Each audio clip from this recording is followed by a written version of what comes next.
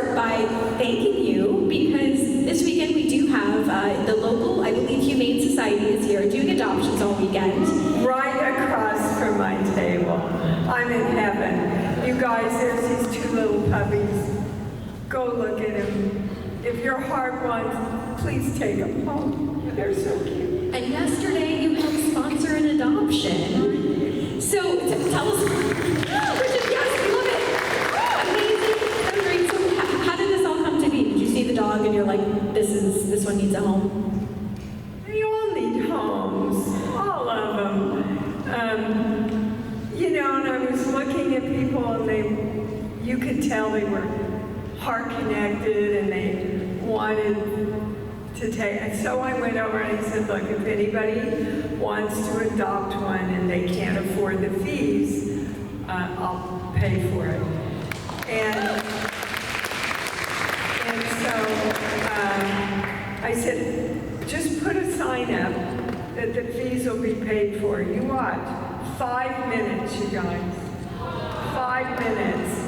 And it was someone whose parents had other dogs just like that little guy, and made my day. My day. I mean, I love that they have new forever friends, but now they also get to mention you were part of the journey. So that's pretty cool. That is. Oh yeah, claim to fame. Well, thank you so much for being here this weekend. I kind of wanted to start by asking, because yesterday we had Zach from Gremlins, and he was talking about Rick Baker. And I know you got to work with Rick as well on The Howling. No. Which film? Rob Bottin. Oh. Who studied with Rick Baker. Awesome. Did The Howling. Have you ever worked with Rick before? No. Never. No, which is really crazy to think about, isn't it? With all the horror films I've done. But do you have like a favorite monster or creature that you have worked with? And that would have to be the 13 dogs in Cujo. Did y'all know there were 13 dogs that played Cujo? Yeah, because you can't overwork an animal. Me, you can overwork. But, oh my gosh, Carl Miller was the trainer. Those dogs were trained within an inch of their lives. They were so amazing, and they were so sweet. They were all trained to go after toys. So we had to tie their tails down with fish wire because they were wagging them all the time. And then they'd whip up egg whites, you know, to make the foam. So everybody like, get ready to shoot, because as soon as they put the egg whites on, we had to call action. And otherwise, they were just licking all the egg whites off, and we had to start all over again. And I wanted to know, since we're speaking about Cujo, what was your approach to the physical and emotional demands that came with the film? You know, I don't think there's any way I could have foreseen or planned out handling all the emotional and physical ride in this film. Two things that'll make it easier for you to grasp. Every scene that you see, we probably shot 10 to 20 times so that we would cover the dog, you know, and everything. When you work with a dog and a 6-year-old kid, you know, you just literally take the best take that you get. So I had to be on all the time. And your body and your brain doesn't understand your acting. So your chemical reactions in your body and your brain are the same as if you are really in fight or flight for 8 weeks. So they treated me for exhaustion for 3 weeks after that movie finished. Yeah, it was, to this day, the hardest thing I've ever done. Well, I was going to say, in addition to obviously your brilliant performance, what we think, but Stephen King also had some wonderful words to say about you. What is that like, hearing those words from Stephen King himself? Pretty awesome. Because she's referring to, I should have won an Oscar for that part. We had the pleasure of meeting Stephen. He came down before we started shooting. And then afterwards, he of course got to see the movie ahead of time.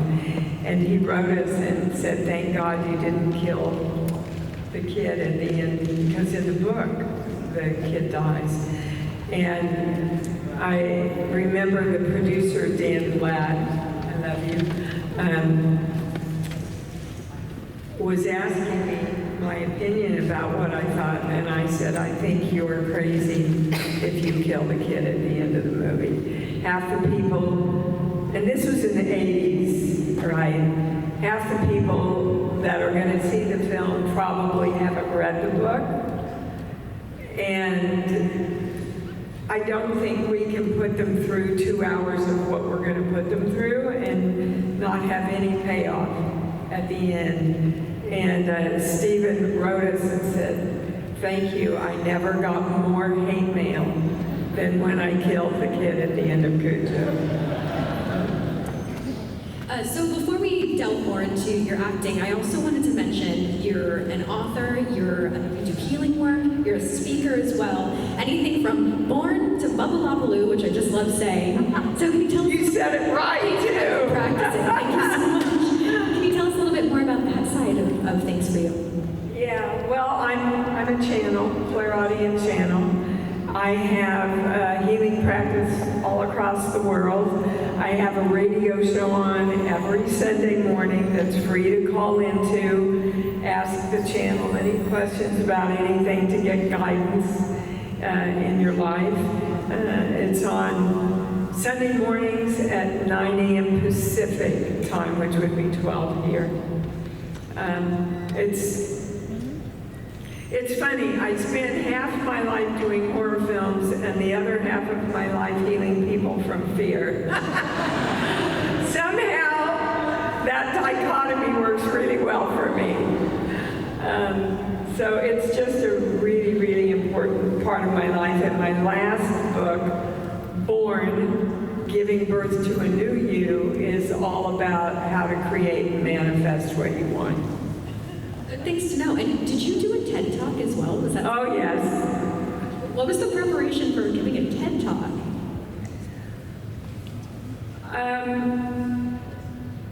Pretty much I went into the channel and the channel told me what, they give you the topic.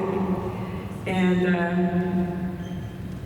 I know the creation process so well. I really am a master creator.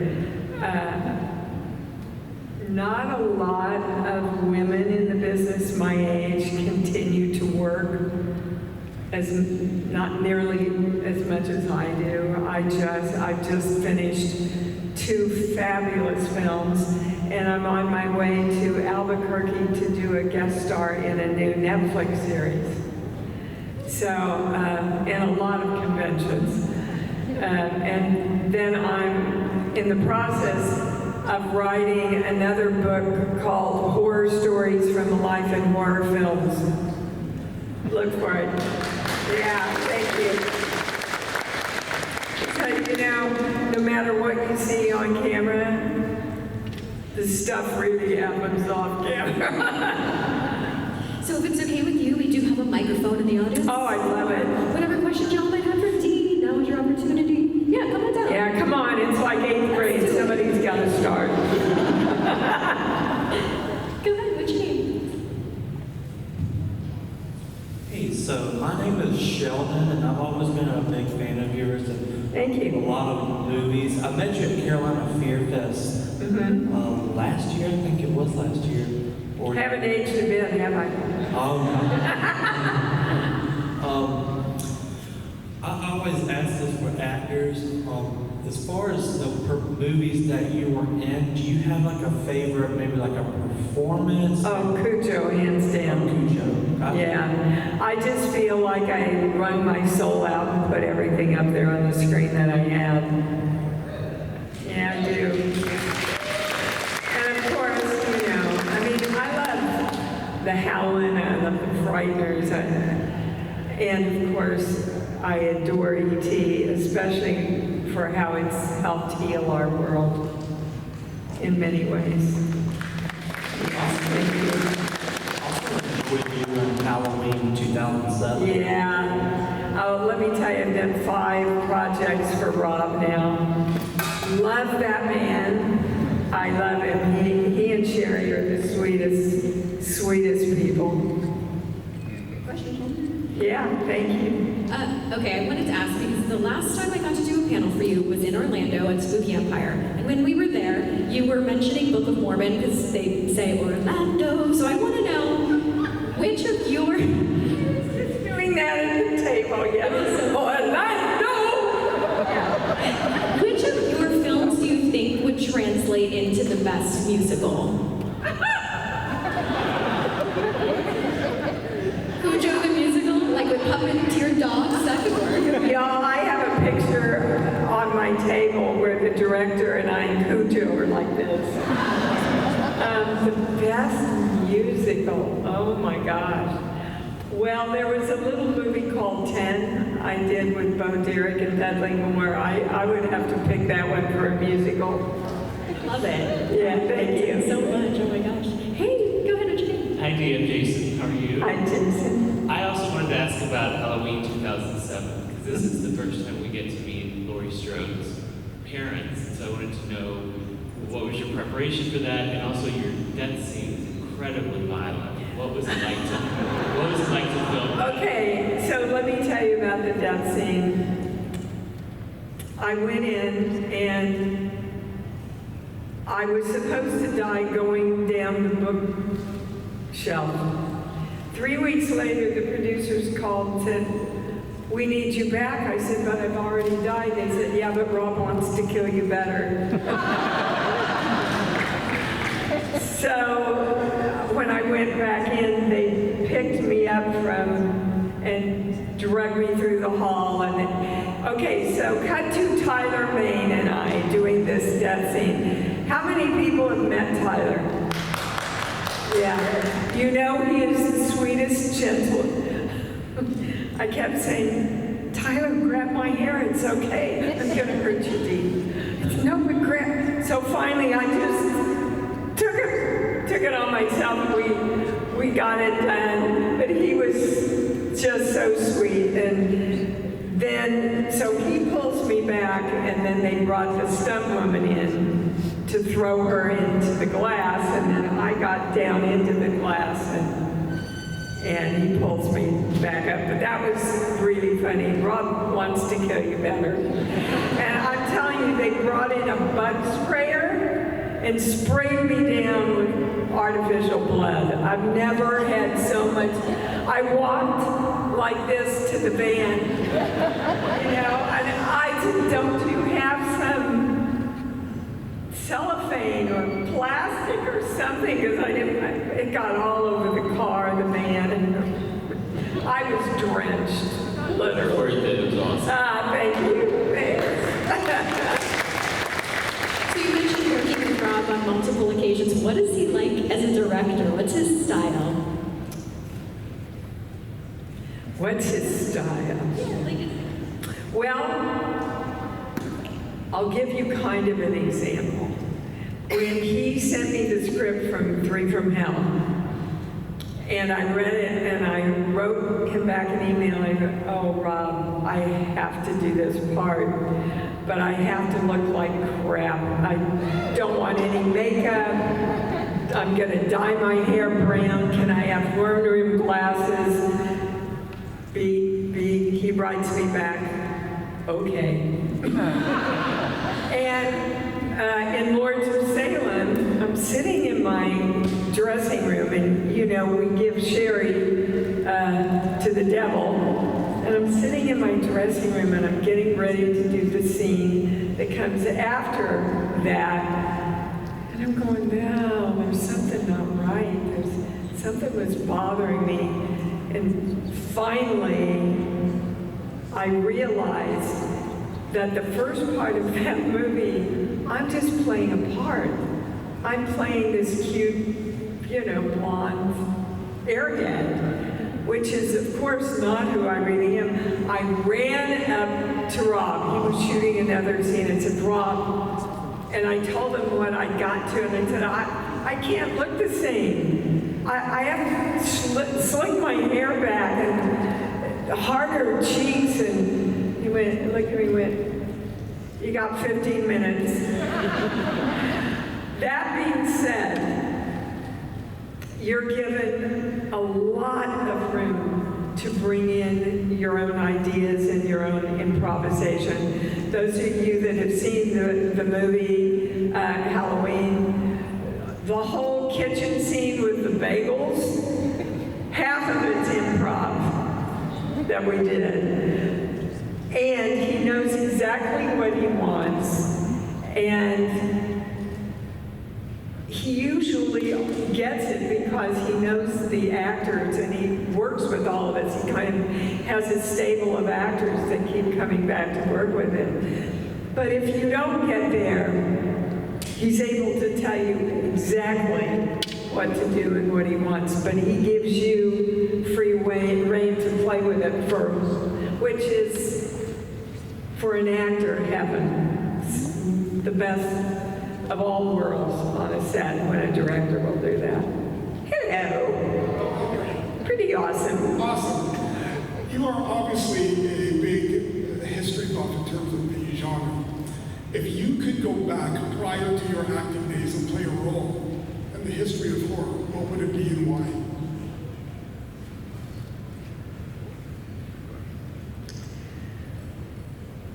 I would love to have done The Exorcist. And there's a little known, well, you guys probably know it, horror movie called Don't Look Now with Julie Christie and Donald Sutherland. Would have loved to have had a stab at that. So I can see you as Bride Frankenstein. That is so flipping funny you said that.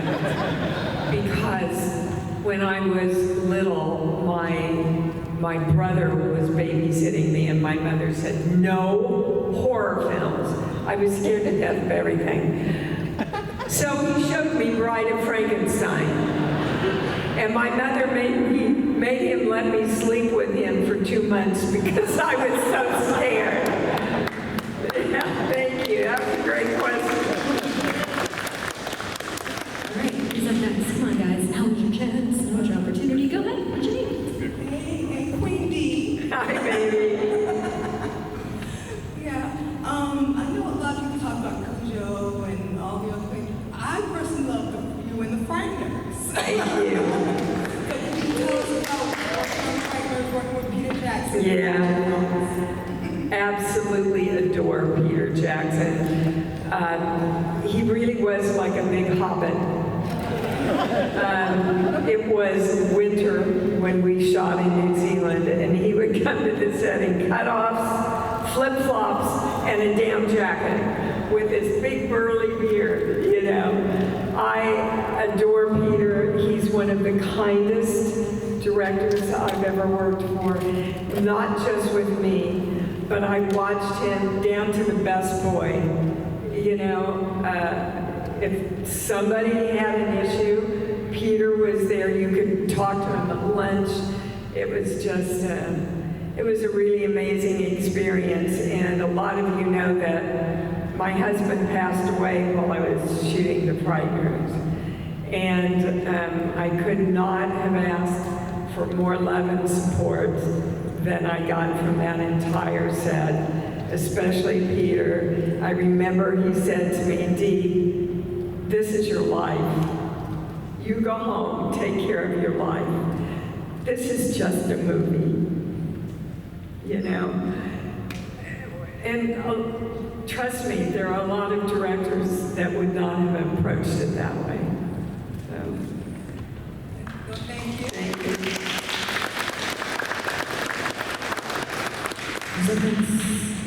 Hey. Hello, Hi. I'm Ryan. Nice to meet you. Hi, Ryan. Welcome to Charleston. Thank you. E.T. was probably, well, not was probably, it was probably the most profound first movie-going experience I ever had in my life. And Yes. you're part of the reason I'm actually here today. Oh, thank you. I was living on the island of Oahu, and we were at a sold-out movie theater on Hickam Air Force Base. And besides not having a dry eye in the house by the time the movie ended, E.T. is really what propelled me into my fandom of movies and everything. I was just wondering if you could just share. So many stories have been told, and I've seen a lot of things you've said throughout the years and recollection of your experience. I was just wondering if you had a different kind of story that you might be able to share from the set of E.T.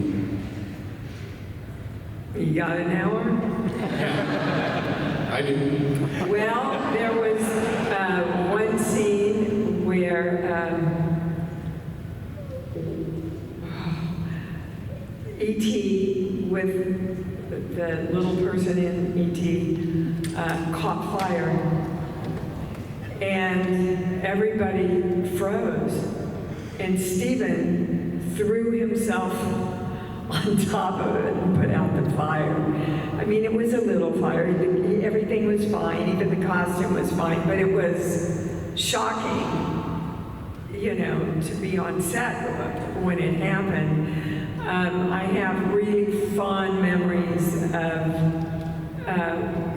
the way we got E.T.'s walk was a boy named Matthew Demerit was born with no legs. And they would put him in upside down and he would walk on his hands. And that's how we got E.T.'s very distinct walk. We had a mimist that did all the hands and the arm movements for E.T. So there was a lot that went into bringing E.T. to life. Thank you. Yeah. What was it like for you the first time you actually saw E.T.? Oh my God, I can remember it like it was yesterday. We all had to have badges to get on the set because everything was really private back then because people were stealing ideas from each other. So my first day on the set, I showed my badge. I walked in and turned to the right, and there was E.T. with 4 guys talking about something about him. And I stopped in my tracks, you guys. I can't really describe it to you, but it was like he had a soul. I know that sounds weird, but they were working him a little, and his eyes were blinking, and I felt like I knew him. And it's really the first time I had seen, we hadn't seen any pictures or anything of him. Carlo Rambaldi and his vision and his creation was really magical. And right at the beginning of filming, Stephen walked by and they had stuck E.T. in a corner, and Drew was over talking to him. And so from there on out, Stephen had 2 men assigned to E.T. at all times when he was off camera so that he could stay alive for Gertie, right, whenever. So we get to the end scene where E.T.'s dying, and Drew Barrymore is waiting on the adjacent soundstage, and I went over and I said, okay, Drew, we're gonna go do the scene where E.T.'s dying, but he's not really dying, he's just acting like we are. She puts her hand on her hip. I know, Dee, do you think I'm stupid? So I picked her up, took her in, she took one look at E.T. and went, he's dying, he's dying! Stephen's going, roll it now, right? I mean, when you're 4, you go in and out of reality and imagination. You don't have a distinct wall when one starts and the other stops. You know, fortunately, Danny was past that when we did Cujo, because I don't know how I would have ever gotten him through that film if he was going back and forth like that. And I love hearing that about Steven Spielberg doing that for that's so, I mean, Yeah. I can't even imagine what it was like for you guys on set, because this character feels so alive to us just watching him in the movie. It's so magical. And I think it was a lot more for me. I didn't have to work with E.T. quite as much as the kids did. Sometimes he wouldn't work when the kids were working with, so they had a little bit more of a distance from him. But just the concept of E.T. and what Carlo Rabaldi did was, and of course the script by Melissa Madison was priceless. I remember I had to go into a studio behind locked doors to read the script. And I called my agent and I said, you know, I don't think it's going to do much for my career, but I think it's going to do a lot for the world, and I want to be a part of it. And I was right, wasn't I? Yeah. All right, we have about 10 minutes left. We have time for another couple questions, whatever y'all may have that you want to pick Dee's brain about. Yeah, y'all know you're going to walk out of here going, Hey, what's your name? Hi, my name's Ben. hi. So my question for you, obviously you've been in so many iconic, amazing films, and you're still working and everything. So my question for you is, with all the directors you've worked with, has there been any piece of advice or anything that you still take with you as a performer? And then on the reverse side of that, is there any time that you as an actor or you in the cast have had an idea or something that wasn't originally planned and just really worked? All the time. And that's, you know, guys, that's when the magic on a set really happens. When the director knows exactly what he wants and gives his actors room to improvise or do things when things come up. Like the dinner table scene in E.T., where I say, well, why don't you ask your father? And he says, I can't. He's in Mexico with Sally.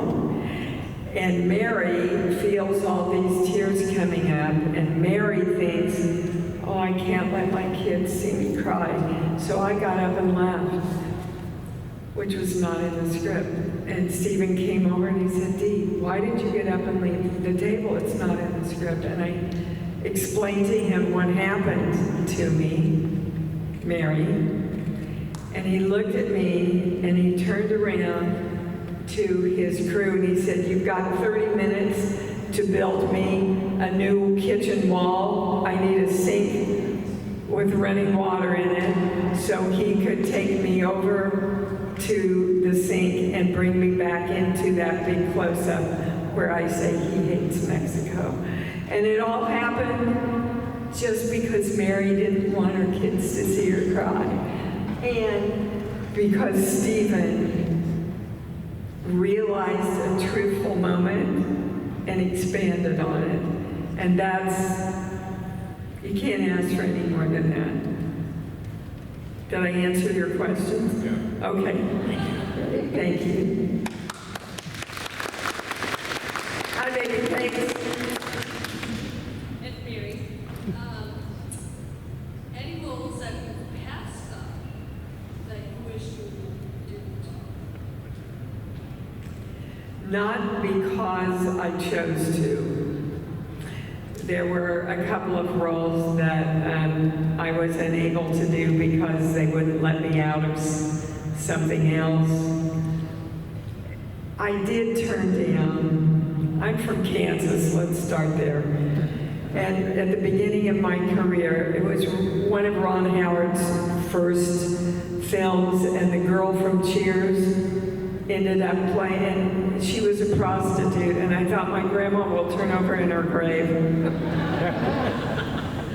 So I did turn that one down, much to my chagrin later on. would love to have worked with Ron Howard. I know Cujo, you said it's your favorite now.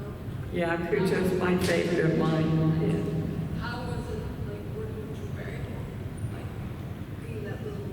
Now She was a feisty, know-it-all, very talented little girl. Yeah, she was something else.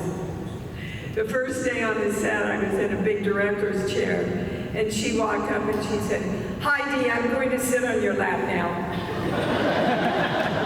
I said, "Okay, come on up." I mean, you know, she was a director from day one, for sure. thank you. You bet. Some good questions, guys. Thanks for participating so much. Hi.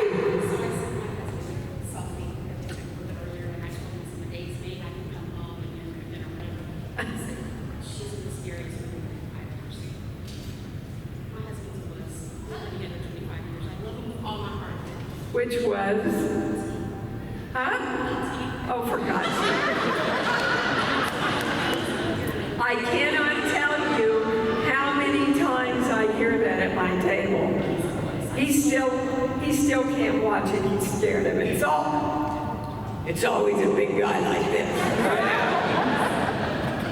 So funny, so funny.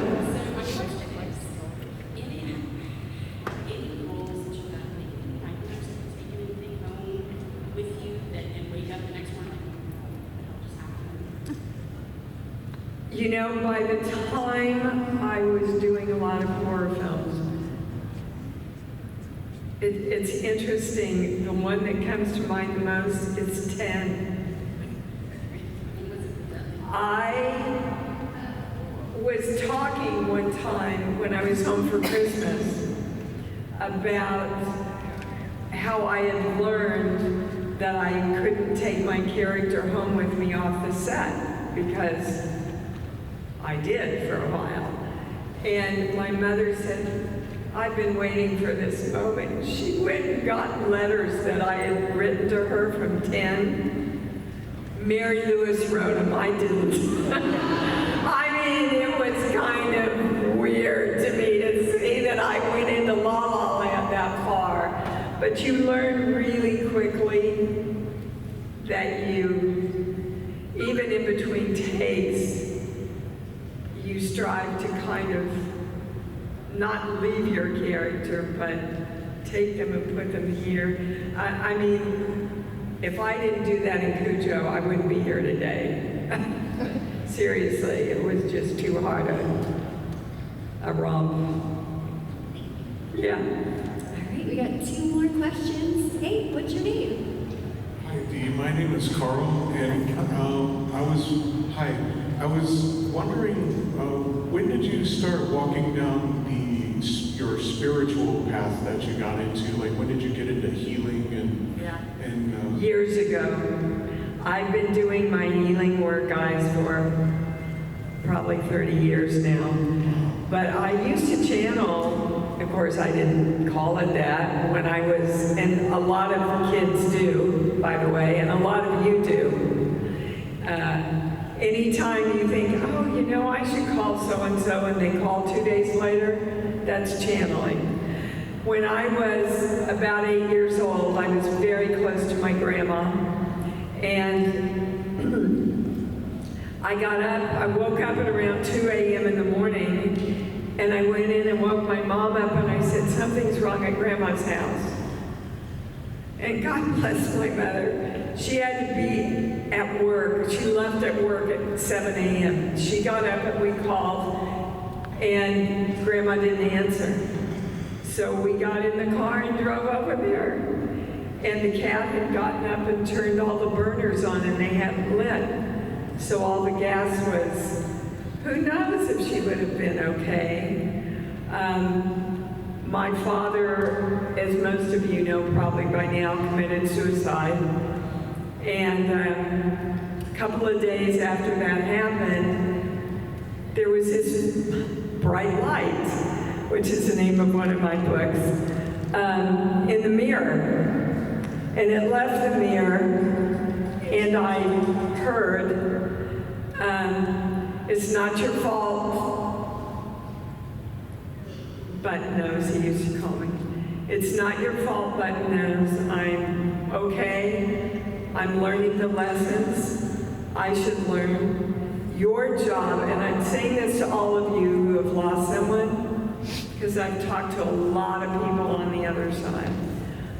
Your job is to go live your life and be happy and do what you love. That's what they all want for us, guys. Any of you that have lost someone, they just want you to move on and be happy. So give yourselves that permission to do that. Thank you, Dee. Namaste. Thank you. Hi, Daisy. I'm Ash. Hi, Ash. And I don't know if you remember a while back, there was a DirecTV commercial of the E.T. where he comes back and meets Elliot. I was just wondering, will there ever be a sequel to E.T.? And if so, would you ever star in it? Well, first of all, E.T. would star in it. I can pretty much tell you as long as Mr. Spielberg is alive, there will not be a sequel to E.T., and I don't think there should be.